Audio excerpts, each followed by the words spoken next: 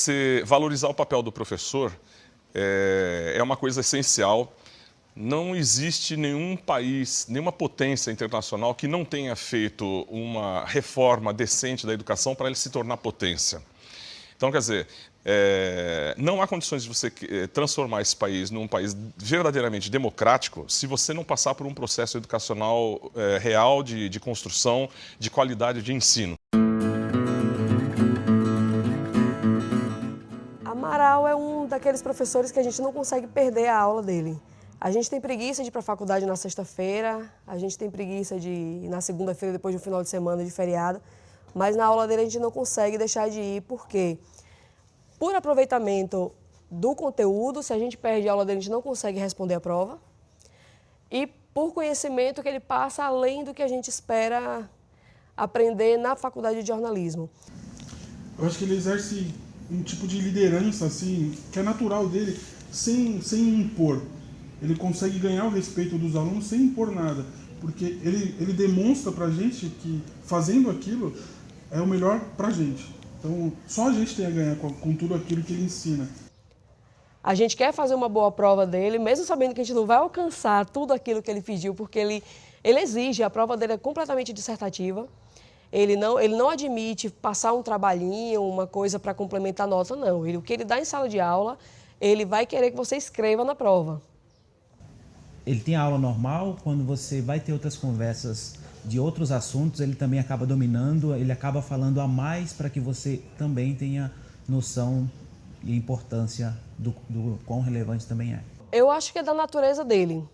Enquanto nas outras aulas a gente fica pedindo para os colegas fazerem silêncio para a gente conseguir entender o professor, na aula dele ninguém consegue conversar paralelo, não tem aquela panelinha. Todo mundo vai para a aula, a gente estuda numa sala com quase 80 alunos, então a sala fica lotada, mas ninguém bate papo entre os colegas, não tem conversa paralela, porque todo mundo olha para ele.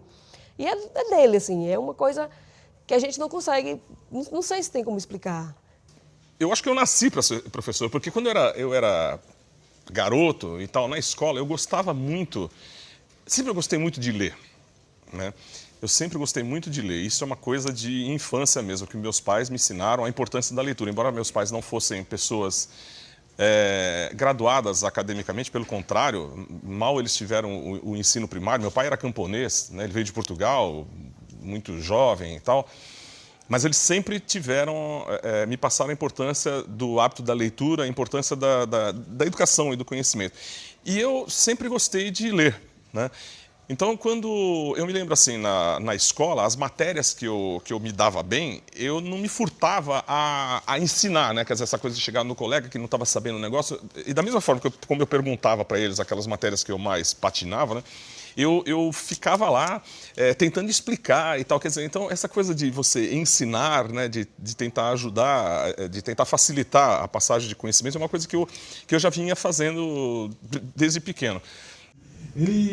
Ele faz com que a gente pense além do básico, assim. Ele te ensina a pensar. A educação tem um papel muito importante desde que ela seja crítica, né? E não uma educação meramente para domesticar as cabeças. Porque tem isso, né? Você pode falar muito em educação, mas qual é o tipo de educação que você está falando? Você está falando de uma educação crítica, né? Ou você está falando de uma educação que domestica o sujeito?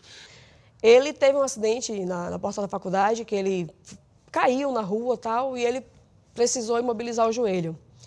E o tempo de afastamento dele deveria ter sido maior do que o que foi.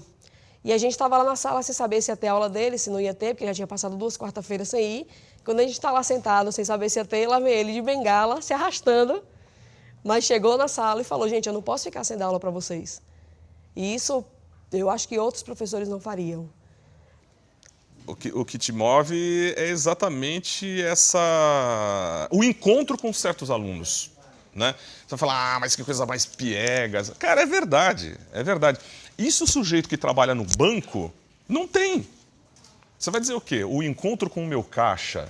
Eu vou de manhã para lá no encontro do meu caixa. Ou contar dinheiro para... Cara, não. Né? Você vai falar o quê? No caso da educação é uma coisa maravilhosa. Realmente, eu sou um privilegiado.